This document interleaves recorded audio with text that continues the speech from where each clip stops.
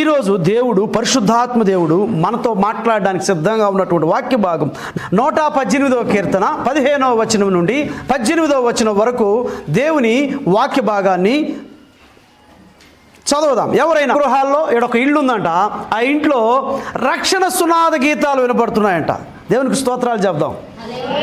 గుర్తుపెట్టుకోండి, మీకు ఎలాంటి కష్టము, ఎలాంటి బాధ, శ్రమ, అసలు నీకు కొన్ని సమయాల్లో ప్రార్థన చేసుకోలేకపోతున్నాను అనిపించినప్పుడు నువ్వు ఒకటి చేయాల్సింది ఏమిటంటే అది దేవునికి స్తోత్రాలు. యేసయ్య నీకు వందనాలు, స్తోత్రం, థ్యాంక్ యూ యేసయ్య నీకు వందనాలు, ఇదే చెప్తా ఉన్నాడు. ఇంక 15వ వచనంలో రక్షణ సునాద గీతాలు వినబడే గృహం, దేవుని పాటలు వినబడే గృహం, యేసయ్య పాటలు వినబడే ఇళ్ళు, యేసయ్యను స్తుతించేటువంటి గృహము ఎలా ఉంటుందంటే సంతోషంగా ఉంటుంది. హల్లెలూయా. అందుకే నీతిమంతుల గుడారాలలో రక్షణ సునాద గీతాలు వినబడతాయి.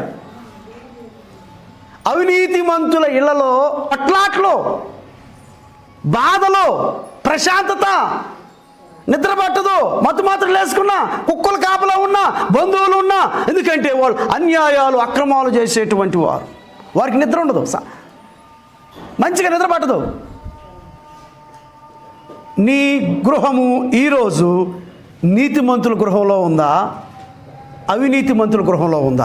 నీతిమంతుల గృహంలో ఉంటే ఒకటే గుర్తు, వాళ్ళు హ్యాపీగా ఉంటారు, డబ్బులు ఉన్నా లేకపోయినా. ఈరోజు ఎంత బంగారు తెచ్చుకున్నా, నువ్వేం చేసినా, లేదంటే సంపాదించినా, ఎలాంటి గృహంలో ఉన్నా, ఎలాంటి కుక్కల కాపలా ఉన్నా, ఎంతమంది బంధువులు ఉన్నా, సంతోషం, ఆశీర్వాదం, సమాధానం ఇచ్చేది యేసుక్రీస్తు ప్రభుల వారు మాత్రమే. చాలా గొప్పవాడు వాళ్ళంటే ఎవరంటే వాళ్ళు కాదు, నీతిగా ఉండేవాళ్ళు, యథార్థంగా ఉండేవాళ్ళు. వాళ్ళ ఇంట్లో అంట చప్పట్లు కొట్టుకొని గంతులు వేస్తుంటారంట. హల్లెలూయా. నీతిమంతుల ఇంట్లో రక్షణ సునాద గీతాలు వినబడితే నీతిగా బ్రతకడానికి నీకు ధైర్యం లేదా? యథార్థంగా బ్రతకడానికి నువ్వు జీవించలేవా? పాపాన్ని విడిచిపెట్టి బ్రతకడానికి నువ్వు సాహసించవా? ఎన్ని రోజులు పాపంలో జీవిస్తావు? ఎన్ని రోజులు దేవుని భయభక్తి లేకుండా జీవిస్తావు? ఎన్ని రోజులు పాప క్షమాపణ లేకుండా జీవిస్తావు? ఎన్ని రోజులు అలా జీవిస్తావు? ఎంతకాలం? పాపం పెరిగిపోతావు, పాపాలు పట్టి పెరిగిపోతూ ఉంది, పాపాలు పెరిగిపోతూ ఉన్నాయి. నీలో మారు మనసు లేదు, దేవుని సృష్టికర్తను మర్చిపోతున్నావు, దేవుని ఆరాధించట్లేదు, మన ఇష్టానుసారమైన జీవితం జీవిస్తూ ఉన్నాం. హల్లెలూయా, హల్లెలూయా. అయితే ఇది అర్థం చేసుకుని బైబిల్ ఏం చెప్తుందంటే మన బ్రతుకు నీటి ఆవిరి లాంటిదంట, గడ్డి పువ్వు లాంటిదంట, మన నీటి బుడగ లాంటిదంట మన జీవితం, మన ఆయుష్. అయితే మనం నేను బ్రతికి కొన్ని తరాలకు సరిపో బంగారు బిస్కెట్లు, ఇళ్ళు అన్నీ సంపాదించాలనుకుంటాడు మనిషి. హల్లెలూయా చెప్పండి. ఇది అర్థం చేసుకున్న నీవు, దేవుణ్ణి, దైవ జ్ఞానం అర్థం చేసుకున్న నీవు, నీ దృష్టి ధనం మీద పెట్టవు, ఈ ప్రకృతి వాటి మీద కేంద్రీకరించవు. జ్యోతిర్మయుడకు పరమ తండ్రి ఆయన వైపు నీవు ఆలోచనిస్తావు. దేవా నీకు వందనాలు, నాకు మంచి భార్యని ఇచ్చావు, మంచి భర్తని ఇచ్చావు, బిడ్డల్ని ఇచ్చావు, సంతోషంగా జీవించాలి, మా కుటుంబంలో రక్షణ సునాద గీతాలు వినపడాలి, రక్షణ గీతాలు వినపడాలి, నిన్ను ఆరాధించాలి, నిన్ను క్రమంగా నీ సన్నిధికి వెళ్ళాలి. అది లేకపోతే వెంటనే గొడవలు, కొట్లాట్లు. దైవభక్తి కలిగినటువంటి భార్య, రక్షణ మారు మనస్సును పొందినటువంటి ఆ గుణవతి అయిన భార్య తనకి ఎంతున్నా తన భర్త కింద ఒదిగిపోతుంది. మన గృహాలలో రక్షణ సునాద గీతాలు అంటే అర్థం సంతోషంగా ఆనందించి గంతులు వేయాలంటే ఫస్ట్ ఆ కుటుంబంలో వాళ్ళందరూ రక్షణ పొందాలి, మారు మనసు పొందాలి, బాప్తిసం పొందాలి, క్రమంగా దేవుని సన్నిధికి వెళ్ళాలి. అప్పుడు దేవుడు ఆ గృహంలో రక్షణ సునాద గీతాలు వినపడతాయి. మీ అందరి గృహాలలో రక్షణ సునాద గీతాలు వినబడాలి. ప్రార్థనకు రావాలంటే భర్త చేత దెబ్బలు తినైనా వస్తారు, కొంతమంది భార్య చేత తిట్లు తినైనా వస్తారు. ఆటంకం కాదు, అది ఏంటంటే దేవుని సన్నిధి నుంచి దూరపరిచే దైవాత్మ, దురాత్మ. నన్ను పాస్టర్ గారు కఠినంగా చెప్పి నన్ను కోప్పడద్దు, మీరంటే నాకు ఇష్టం, మీకు దరిద్రత పోవాలంటే, మీ శాపాలు పోవాలంటే బైబిల్ చెప్తుంది. మా 2వ దినవృత్తాంతంలో 33వ అధ్యాయం దాదాపు 25 వచనాలు ఉన్నాయి. మీరు ఇంటికి వెళ్ళి చదవండి. వాళ్ళు చేసేటువంటి పనులు బహుభయంకరము. వాళ్ళు ఎవరూ కాపాడలేరు, ఇంకా వాళ్ళు ఎవరిని ఏమీ చేయలేరు. వాళ్ళని ఇంటికి వెళ్ళి ఆ అధ్యాయం గుర్తుపెట్టుకొని 1కి 2 సార్లు 3 సార్లు చదవండి. అన్ని ఆచారాలు పాటించేవాళ్ళు, యేసుక్రీస్తు ప్రభుని నమ్ముకున్న తర్వాత ఇంకా లోకంలో ఆ ఆచారాలు ఏంటి మనకి? క్రీస్తు రక్తం చేత కడగబడిన తర్వాత, బలలో చేయి వేసిన తర్వాత, వాక్యం విన్న తర్వాత, రొట్టె తీసుకున్న తర్వాత, ద్రాక్షరసం తాగిన తర్వాత మనకు మతి ఉందా, మతి లేదా? వెనకరండి. మన గృహాలు ఇలాంటివి కానీ ఉంటే రక్షణ సునాద గీతాలు ఉండవండి, కొట్లాట్లు, ఏడుపులు, ఏడుస్తూ ఉంటారు, అని ఏడుస్తూ ఉంటారు. అటువంటి వస్తాయి. చదవండి, వాక్యం చదవండి. 118వ కీర్తన 15వ వచనం. నీతిమంతుల గుడారములలో రక్షణను గూర్చిన ఉత్సాహధ్వని, ఉత్సాహ పాటలు, ఉత్సాహ సునాద గీతాలు ఉంటాయంట. అవినీతి మంతుల ఇంట్లో, పాపాలు చేసే వాళ్ళ ఇంట్లో, అక్రమాలు చేసే వాళ్ళ ఇంట్లో ఎంత మాత్రం సంతోషం ఉండదు. హల్లెలూయా. ఎంత మాత్రం హ్యాపీనెస్ రాదు. ప్రభు యేసయ్య, నా కుటుంబం 118వ కీర్తన 15వ వచనం ప్రకారంగా నీతిమంతుల గుడారంలో అలాంటి ఇల్లు నాకు కూడా కావాలయ్యా. మీ ఆయన దాటుకుంటే మీ ఆయన విలువ అప్పుడు అర్థమవుద్ది. ఏ తోడు లేక, నిన్ను పలకరించేవాళ్ళు దిక్కు లేక, మగ దిక్కు లేక, ఆదుకునేవాళ్ళు రాక, తిన్నావా ఎవరు అడగరు. అప్పుడు అర్థమవుద్ది. అప్పుడు నీ ఏడ్చుకుంటే ఫలితం ఇలా. చచ్చిపోయిన తర్వాత సమాధి ముక్తి ఫలితం ఉంది. బతుకున్నప్పుడేమో రాళ్ళతో బండలతో కొట్టేది ఎవరిని, భర్తని, లేక భార్యని, ఎవరిని ఒకరిని. బతుకున్నప్పుడు అమ్మ బండలతో కొట్టేది. చనిపోయిన తర్వాత మా అమ్మ మంచిది, మా నాన్న మంచోడు, నా భార్య మంచిది, మళ్ళీ పూలమాల లైట్ కూడా పెట్టరు. ఒకసారి పోయి వాళ్ళ మంచిదే, నేను చేయకూడదు, తల్లిదండ్రులు సన్మానించడం మంచిదే, చచ్చిపోయినా కూడా పూట దండ వేసుకోవడం మంచిదే, జ్ఞాపకం చేసుకోవడం మంచిదే, ప్రార్థన చేయటం మంచిదే. కానీ బతుకున్నప్పుడు నీకు అర్థమైంది అసలు? కొంతమంది అజ్ఞానంలో ఉండి తల్లిదండ్రులు, నీ భార్య, నీ భర్త భయంకరంగా చూస్తారు. కానీ ఎప్పటికైనా నీకు నిజమైన మార్పు కలిగిందా? నువ్వేం చేస్తున్నావో నీకు అర్థమవుతుందా? ప్రభు మీ మనోనేత్రములు వెలిగించబడునుగాక. నేను చావను, కీర్తనాకారుడు, నేను చనిపోను, నా దేవుని సాహస కార్యములు వివరిస్తాను. గట్టిగా చప్పట్లు కొట్టండి. హల్లెలూయా. రెండో మాట, నాకు అంత జబ్బు వచ్చిన అంత సామాన్యం నేను చనిపోను సార్. హల్లెలూయా చెప్పండి. నేను బ్రతికున్నానంటే ఆయన కృప, ఆయన చేసిన మేలులు నేను లోకంలో ప్రకటించాలి. ఎప్పటి వరకు?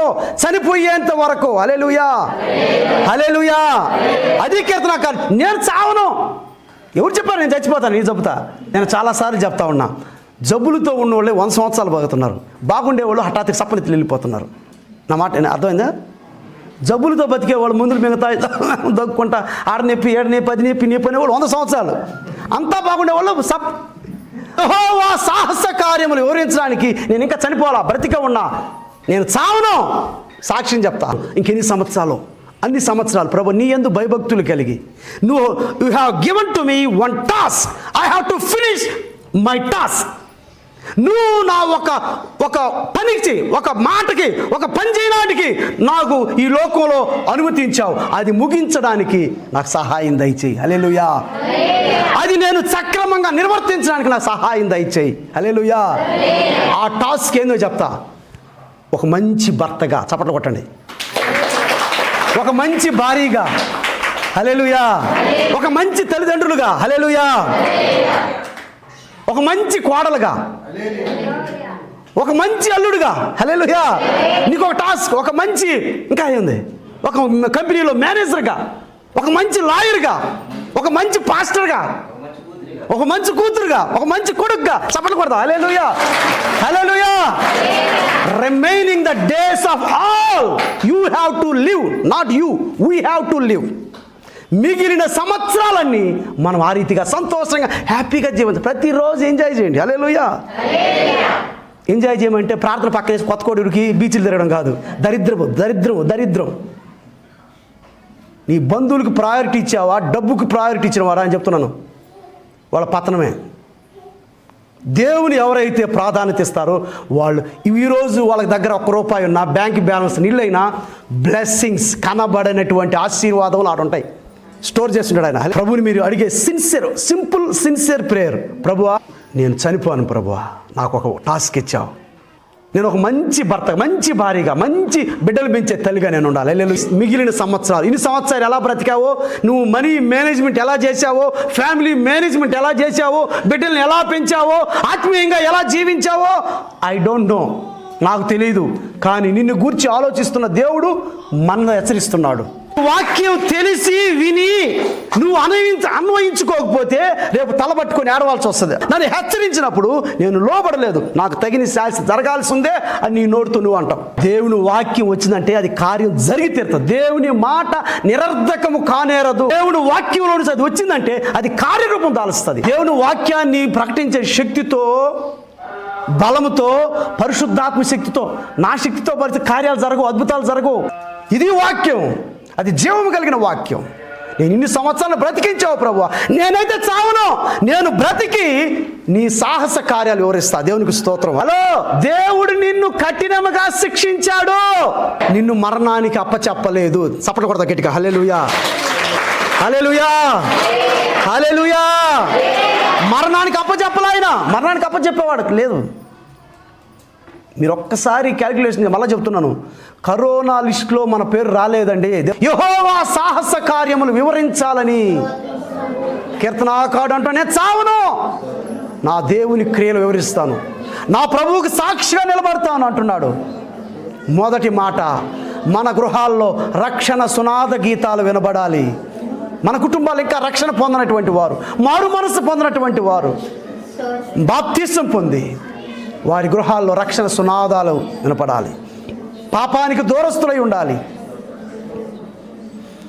యెహోవా నన్ను కఠినముగా శిక్షించాడు. అవును, నీకొచ్చిన జబ్బు, నీకొచ్చిన సమస్య, నీకొచ్చిన బాధ దేవుడు ఒకవేళ నిన్ను శిక్షించాడేమో, కానీ నిన్ను మరణానికి అప్పచెప్పనని ప్రభువు నీతో వాగ్దానం చేస్తున్నాడు. గట్టిగా చప్పట్లు కొడదాం. స్తోత్రం. హల్లెలూయా.